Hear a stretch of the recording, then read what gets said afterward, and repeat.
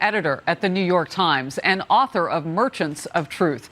Good to have you here today. No doubt this has been in your conversation. Everybody's talking about it. The president has weighed in, calling for the firing of some of those who worked on this at the New York Times. What would you do? You were in charge for 11 years, both as managing editor and then editor-in-chief. Woman in charge. What would your move be? I think my move would have been the moves that the Times has made. I mean, no one has challenged the basic accuracy of the story that they published or of what's in the book. It's true that material fact was left out, and the Times ran an editor's note explaining that, which is what you do when you leave something out. But it was no conspiracy to, leave out that fact. It was, unfortunately cut from the piece, as I understand it. When you say that no one has challenged, how can you challenge if the alleged victim and the one witness that they talk about who actually didn't witness anything? Well, but he did talk to senators and the FBI about what he thinks he saw, but people may have been too drunk to remember. The alleged victim didn't remember any assault.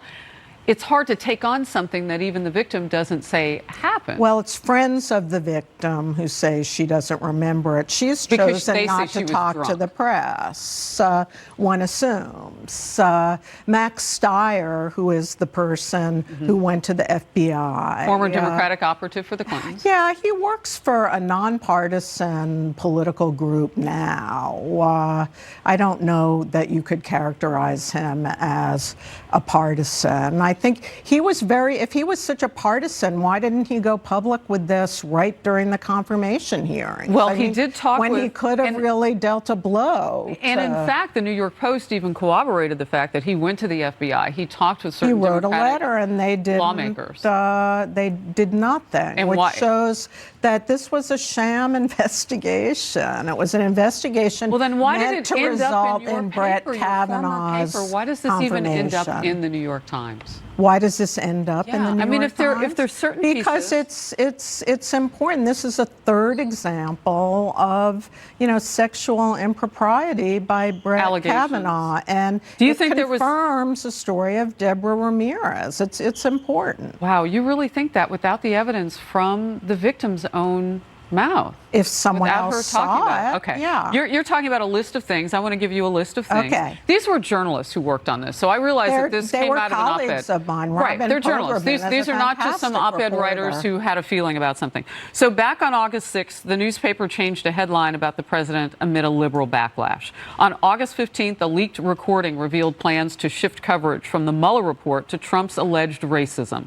And just over this weekend, the Times apologized for what many saw as an offensive tweet about the new Kavanaugh allegations. Misstep, mistakes, and what do you say? Well, I think that let's start with the recent tweet about this story, which was, completely out of bounds and inappropriate. Why? And because to call what happened, and I don't really want to repeat what... You don't even want to use the words that were in the tweet. Well, we could start with that. Well, no, I don't mind using the words in the tweet, but I didn't want to describe the incident itself. But they, were describing if anyone thinks that's the idea of fun, blah, blah, blah, blah. And, it was disgusting. It's disgusting. Who would think it was fun? But this is the same woman who's part of this writing team. Who posted the tweet. Yeah, and she talks about it. Yeah, well, Twitter is a separate conversation. I'm not on Twitter, and I think a problem for perhaps these reporters and others is you're not as careful with the words that you So use if they're not careful in one place with their words, are you trusting them to be more careful in the paper? Look, under your watch, would you have printed this op-ed full well knowing that this information had been left out? Important information that the victim didn't remember. If I knew it was left out, well, I would have asked for it to be put in. And I think it's important to make the distinction that the story didn't run on the news pages, which Right, and I I get ran. that. It was But these handled by women the are opinion journalists. section. They worked with you. Right. So what, are the rules different, that you can write fiction in one place, but you write facts in another? There's no evidence that it was fiction.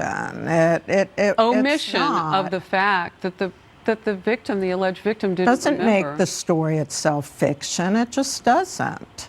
It doesn't make the story inaccurate. So what should happen next? What should happen next, I think, is that the investigation that never happened should happen.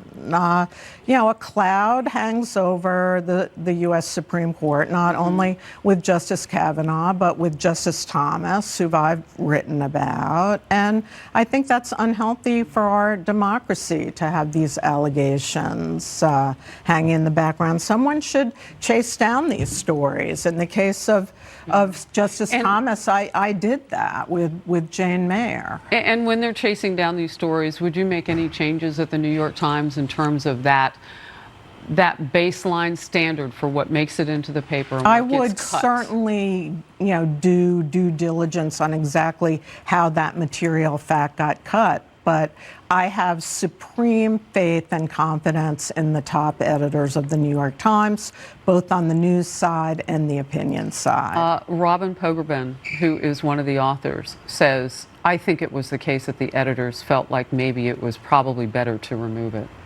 She's saying that it was the editors, so we don't have to guess who took it out. Well, she's saying she thinks it was. She goes on.